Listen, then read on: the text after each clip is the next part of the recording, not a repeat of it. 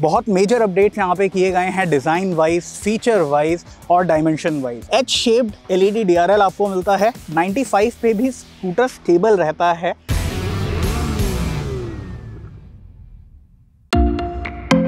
We are in beautiful Goa और हम यहाँ पे आए हैं ऑल न्यू हीरो डेस्टिनी 125 को चलाने। हीरो मोटोकॉर्प ने अपने 125 सीसी स्कूटर डेस्टिनी को अपडेट कर दिया है। बहुत मेजर अपडेट्स यहाँ पे किए गए हैं डिज़ाइन वाइज, फीचर वाइज और डायमेंशन वाइज। आज हम बात करने वाले हैं इसी हीरो डेस्टिनी 125 के बारे में, क्या क्या इसमें चेंजेस हुए हैं, चलाने में कैसा है, पहले के मुकाबले क्या क्या बदलाव इसमें हुए हैं। इन्हीं सब चीज़ों के बारे में बात करेंगे अपने इस राइड रिव्यू वीडियो में। आप देख रहे हैं 91 व्हील्स, मैं हूं आपका host Pranshu. So let's start the video.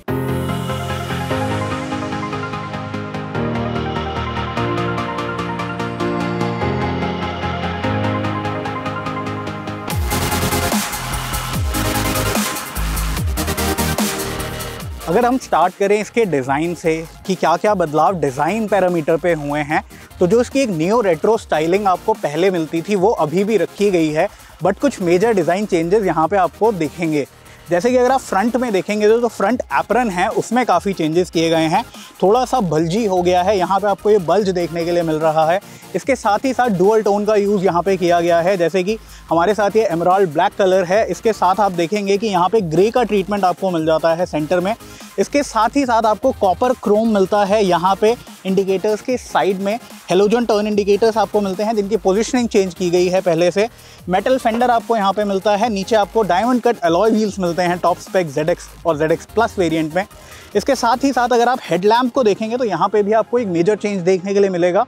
यहाँ पे जो हेडलैम्प असेंबली है उसे चेंज कर दिया गया है। एच शेप्ड LED DRL आपको मिलता है। प्रोजेक्टर हाई बीम आपको यहाँ पे मिलती है, LED हाई बीम आपको यहाँ पे मिलती है और उसके ऊपर भी आपको वो डुअल टोन ट्रीटमेंट देखने के लिए मिल जाता है। जैसे जैसे आप साइड में आते हैं, साइड में भी जो इसका नियो रेट्रो लुक है उसे मेंटेन किया गया है। ज़्यादा शार्प लाइंस यहाँ पे स्कूटर में नहीं दी गई हैं। यहाँ पे आप देखेंगे तो एक बहुत नीट सी बॉडी लाइन देखने के लिए मिलती है।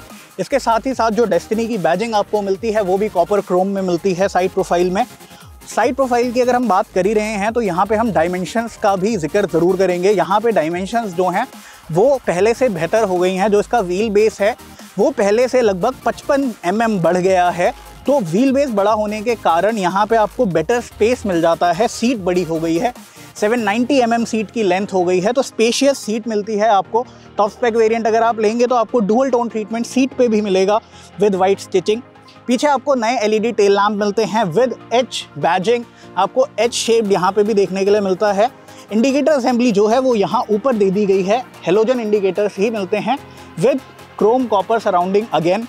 इसके साथ ही साथ यहाँ पीछे आपको पिलियन के लिए एक बोल्ट ऑन बैकरेस्ट मिल जाता है। ये भी आपको टॉप स्पेक वेरिएंट में ही मिलेगा। तो ये तो थे इसके डिज़ाइन हाईलाइट। अब अगर हम आते हैं इसके फीचर्स पे, तो फीचर वाइज आपको LED हेडलैम्प तो मिलते ही हैं। इसके अलावा यहाँ पे एक all new digital inverted LCD instrument cluster मिलता है जिसमें आपको ब्लूटूथ कनेक्टिविटी मिल जाती है, टर्न बाय टर्न नेविगेशन मिलती है, कॉल एंड SMS अलर्ट मिलते हैं। इसके अलावा साथ ही साथ आपको यहाँ पे ट्रिप मीटर मिल जाता है। एवरेज फ्यूल इकोनॉमी आप देख सकते हैं।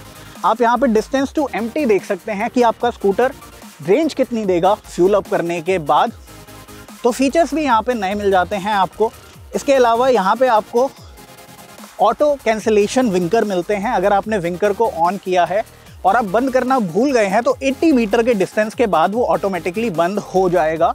तो ये एक अच्छा फीचर यहाँ पे ऐड हुआ है। इसके साथ ही साथ जो इंस्ट्रूमेंट क्लस्टर है उसकी ब्राइटनेस को भी आप 5 स्टेप तक कम या ज़्यादा कर सकते हैं। तो ये भी एक अच्छा एड ऑन है उनके लिए जिन्हें थोड़ा ब्राइट क्लस्टर पसंद है या जिन्हें थोड़ा लाइट क्लस्टर पसंद है। तो ओवरऑल यहाँ पे नए फीचर्स दिए गए हैं इसे और बेहतर बनाने के लिए।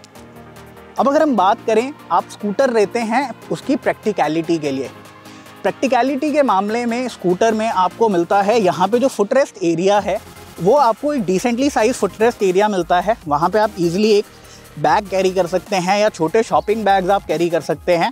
उसके साथ ही साथ उसी एरिया में आपको एक लगेज हुक भी मिलता है जिसकी मैक्सिमम कैपेसिटी 3 kg तक की है। एक कबी होल यहाँ पे दिया गया है जिसमें आप 1 लीटर की बॉटल ईजिली रख सकते हैं।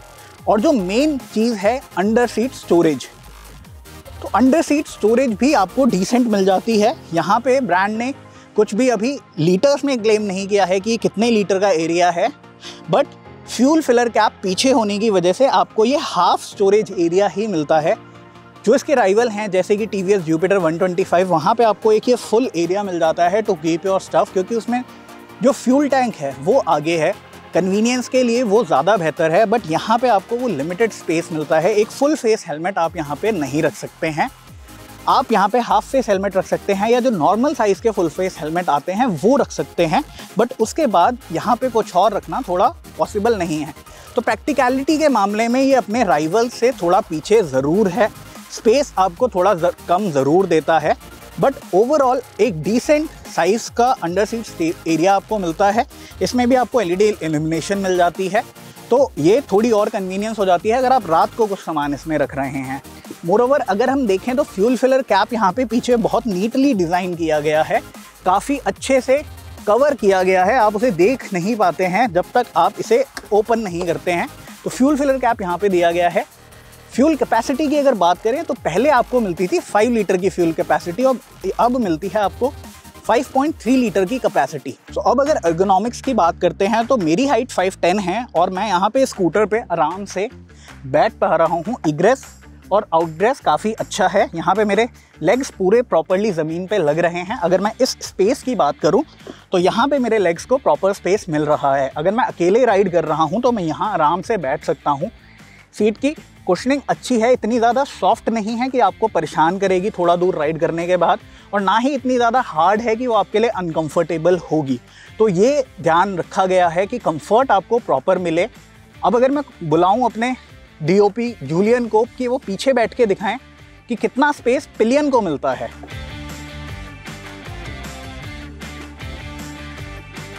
सो मेरी हाइट 5'10" है, जूलियन की हाइट भी ऑलमोस्ट उतनी ही है। हम दोनों यहाँ पे कंफर्टेबली बैठे हुए हैं और बीच में आई गेस थोड़ा सा स्पेस है जहाँ पे आप एक छोटा बैग कैरी कर सकते हैं अगर आप पिलियन के साथ राइड कर रहे हैं। और पिलियन के कंफर्ट के लिए आपको पीछे बैक रेस्ट भी मिलता है, तो पिलियन भी आपका कंफर्टेबली वहाँ पे बैठ सकता है। तो एर्गोनॉमिकली अगर हम सिटिंग पोस्चर और सिटिंग पोजीशन की बात करें तो वो काफ़ी सॉर्टेड है। आपको अच्छा स्पेस राइडर को भी मिलता है, अच्छा स्पेस पिलियन को भी मिलता है, तो लॉन्ग राइड्स आप स्कूटर के साथ कर सकते हैं। अब आते हैं स्कूटर की राइड और हैंडलिंग कैसी है, हार्डवेयर में आपको क्या मिलता है। तो सबसे पहले अगर हम हार्डवेयर की बात करें तो अब यहाँ पे आपको 12 इंच के टायर्स मिलते हैं, जो कि पहले आपको 10 इंच के मिलते थे। टायर बड़े हो गए हैं, टायर का सेक्शन थोड़ा सा इम्प्रूव हुआ है, पीछे आपको थोड़ा चौड़ा टायर मिल जाता है अब, तो उसकी वजह से जो स्कूटर है वो स्टेबल रहता है, ट्रैक्शन प्रॉपर मिलता है स्कूटर को। हम सुबह से इसे राइड कर रहे हैं, बीच में बारिश भी हुई थी, वहाँ पे भी स्कूटर को प्रॉपरली ट्रैक्शन मिल रहा था। तो टायर्स अपना काम अच्छे से कर रहे हैं और चौड़े टायर होने की वजह से आपको ऐसा नहीं लगता कि स्कूटर आउट ऑफ कंट्रोल जा रहा है या स्लिप कर रहा है। इसके अलावा अगर हम ब्रेकिंग की बात करें तो ब्रेक्स में अब आपको फ्रंट में मिलता है एक 190 mm का डिस्क ब्रेक और रियर में मिलता है ड्रम ब्रेक अगर आप टॉप स्पेक वेरिएंट ले रहे हैं। इसके अलावा बेस वेरिएंट में आपको खाली ड्रम ब्रेक्स मिलते हैं दोनों एंड पे विद इंटीग्रेटेड ब्रेकिंग सिस्टम, तो वो एक अच्छा एड ऑन हो जाता है अगर आप बेस वेरिएंट ले रहे हैं। सस्पेंशन की अगर बात करें तो सस्पेंशन में आपको आगे टेलीस्कोपिक फोक्स मिलते हैं, पीछे आपको स्प्रिंग शॉक एब्जॉर्बर्स मिलते हैं। तो ओवरऑल जो ब्रेक का परफॉर्मेंस है वो अच्छा है, इतना ज़्यादा शार्प नहीं है, ज़्यादा नोज डाइव आपको नहीं आता है अगर आप ब्रेकिंग कर रहे हैं। काफ़ी क्रिस्प ब्रेकिंग होती है, डिस्क ब्रेक के होने की वजह से ब्रेकिंग थोड़ी और इम्प्रूव हो जाती है। सस्पेंशन की अगर बात करें तो सस्पेंशन अच्छा है, ट्यून्ड प्रॉपरली किया गया है, थोड़ी सी ट्यूनिंग में बदलाव किए गए हैं सस्पेंशन की, तो सस्पेंशन अब पहले से थोड़ा इम्प्रूव हो गया है, आपको ज़्यादा झटके नहीं देता है, काफ़ी अच्छे से जो रोड की नॉर्मल अंड्यूलेशंस आपको आती हैं वो एब्जॉर्ब करता है और आपको वो जॉल्ट नहीं देता है जो आपके लोअर बैक पे लगता है। इवन अगर आप थोड़ी हाई स्पीड पे भी हैं 50-60 पे और कोई छोटा पॉटहोल आता है तो आप इसे ईजिली ले जा सकते हैं, अगर आपसे वो मिस हो गया है तो आपको वो परेशान नहीं करने वाला है। ओवरऑल अगर बात करें कंट्रोल की तो स्कूटर एजाइल हो गया है, पहले से एजाइल होने के कारण आप मनूवर्स ईजिली कर सकते हैं। अगर आप क्विक लेन शिफ्ट्स कर रहे हैं, क्विक मनूवर्स कर रहे हैं तो वहाँ पे आपको दिक्कत नहीं होने वाली है। प्लस जो बड़े टायर हैं उनकी वजह से हैंडलिंग भी थोड़ी इम्प्रूव हुई है। तो ओवरऑल यहाँ पे राइड और हैंडलिंग काफ़ी सॉर्टेड है। अगर आप अपनी फैमिली के लिए स्कूटर ले रहे हैं या अपने खुद के यूज़ के लिए स्कूटर ले रहे हैं तो आप उससे परेशान नहीं होने वाले हैं।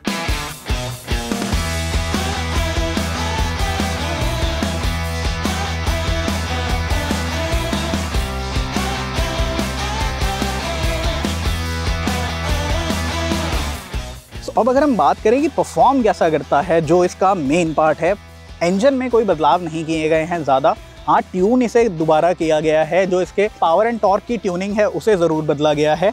यहाँ पे आपको अभी भी 125 सीसी का इंजन मिलता है जो प्रोड्यूस करता है 9 bhp का पावर एंड 10.4 Nm का peak torque. Same power figure आपको मिल जाते हैं, सेम टॉर्क फिगर आपको मिलते हैं, बट जो ट्यूनिंग है वो थोड़ी डिफरेंट है। अब आपको जो पावर डिलीवरी मिलती है वो काफ़ी लीनियर मिलती है, लोअर रेंज से लेके हाई रेंज तक। मिड रेंज स्कूटर का काफ़ी अच्छा है, आप इसे ईजिली 60-65 पे क्रूज़ कर सकते हैं अगर आप रोड पे जा रहे हैं। और अगर आप लोअर स्पीड्स पे भी बात करें तो स्कूटर की परफॉर्मेंस अच्छी रहती है। आप सडनली अगर एक्सेलरेटर पुल करते हैं तो आपको वो जो एक्सेलरेशन चाहिए होता है वो मिलता है। टॉप स्पीड की अगर बात करें तो हमारे रन में अभी तक ये 95 की स्पीड पे गया है और 95 पे भी स्कूटर स्टेबल रहता है और इंजन ज़्यादा स्ट्रेस्ड फील नहीं होता। थोड़ी सी वाइब्रेशंस आपको सीट पे और हैंडल बार पे ज़रूर मिलती हैं, बट आपको वहाँ पे स्ट्रेस्ड फील नहीं होता है engine, which is a good part. आपको ज़्यादा वाइब्रेशंस भी नहीं मिलती हैं, हल्की माइनर वाइब्रेशन वो नेचुरल हैं, वो ज़रूर आती हैं अगर आप इतनी स्पीड पे जा रहे हैं। बट ओवरऑल जो परफॉर्मेंस है वो अच्छा है, आपको लीनियर परफॉर्मेंस मिलता है थ्रू आउट द रेंज। इसके साथ ही साथ आपको जो एफिशिएंसी है वो ब्रांड क्लेम करता है कि 59 kmpl है। हालांकि हमने इसे अभी रोड कंडीशंस पे टेस्ट नहीं किया है कि कितनी एफिशिएंसी स्कूटर देगा, बट ये नियरली आपको 50-55 kmpl का माइलेज दे देगा अगर आप 50-60 की स्पीड पे क्रूज करते हैं सिटी के अंदर।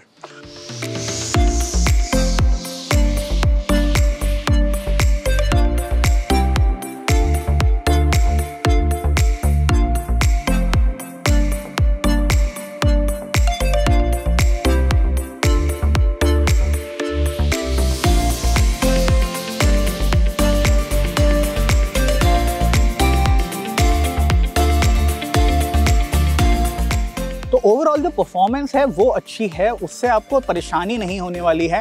हाँ, बहुत ज़्यादा एंथुजियास्टिक परफॉर्मेंस नहीं है जैसे कि आपको TVS एंटॉर्क में देखने के लिए मिल जाती है, जो इसी सेगमेंट में आता है। वहाँ पे आपको काफ़ी एक स्पोर्टी और एग्रेसिव परफॉर्मेंस देखने के लिए मिलती है। यहाँ पे आपको थोड़ी काम परफॉर्मेंस देखने के लिए मिलती है। स्कूटर स्पोर्टीनेस के लिए नहीं बनाया गया है, जो इसका न्यू रेट्रो डिज़ाइन है उसको परफॉर्मेंस के साथ मैच किया गया है और ये परफॉर्म अच्छा करता है। तो फैमिली स्कूटर के हिसाब से ये स्कूटर एक ऑप्शन हो सकता है 125 सीसी सेगमेंट में, अगर आप एक नया स्कूटर लेने का कंसीडर कर रहे हैं। तो क्या हीरो डेस्टिनी 125 अपने सेगमेंट में एक बेहतर स्कूटर बन के वापस आया है? डेफिनेटली अब आपको यहाँ पे बेटर डायमेंशंस मिलती हैं, पुराने वाले के मुकाबले बेटर सीट लेंथ मिलती है, ज़्यादा लंबा व्हील बेस मिलता है, लेंथ थोड़ी बढ़ गई है। हाँ, ग्राउंड क्लियरेंस थोड़ी सी कम हुई है, ग्राउंड क्लियरेंस में 5 से 10 mm का डिफरेंस ज़रूर आया है और इसके साथ ही साथ जो सीट हाइट है वो भी थोड़ी सी कम हो गई है। ओवरऑल इसे ज़्यादा यूज़र फ्रेंडली बनाने की कोशिश की गई है और बनाया भी गया है। हाँ, प्रैक्टिकलिटी के मामले में जो इसके प्राइमरी राइवल्स हैं जैसे कि TVS Jupiter 125, वो आपको थोड़ा और प्रैक्टिकल ऑप्शन लग सकता है क्योंकि उसमें आपको जो स्टोरेज एरिया है वो ज़्यादा मिलता है। प्लस यहाँ पे जो कुछ चीज़ें हैं उनकी क्वालिटी थोड़ी सी इम्प्रूव हो सकती थी, जैसे कि जो USB पोर्ट आपको मिलता है उसका जो कवर है वो काफ़ी फ्लिमजी लगता है, वो थोड़ा और बेटर हो सकता था। इसके अलावा अगर आप की देखें तो की भी काफ़ी नॉर्मल और फ्लिमजी लगती है। यहाँ पे आपको कोई भी शटर लॉक नहीं मिलता है की के लिए। प्लस अगर आप यूज़ टू नहीं हैं इससे सीट खोलने के तो वो भी आपको थोड़ा सा इशू लग सकता है। जैसे कि हमने होंडा एक्टिवा 125 में देखा है, वहाँ पे एक डेडिकेटेड बटन दिया गया है की एरिया के पास ही, जिससे आप फ्यूल फिलर और सीट खोल सकते हैं, तो वो थोड़ा ज़्यादा ईजिली आप एक्सेस कर सकते हैं, वो थोड़ा और बेटर यहाँ पे हो सकता था। ओवरऑल यहाँ पे आपको अच्छे फीचर सब मिलते हैं। 3 वेरिएंट्स में आपको डेस्टिनी 125 मिलने वाला है, VX, ZX and ZX plus.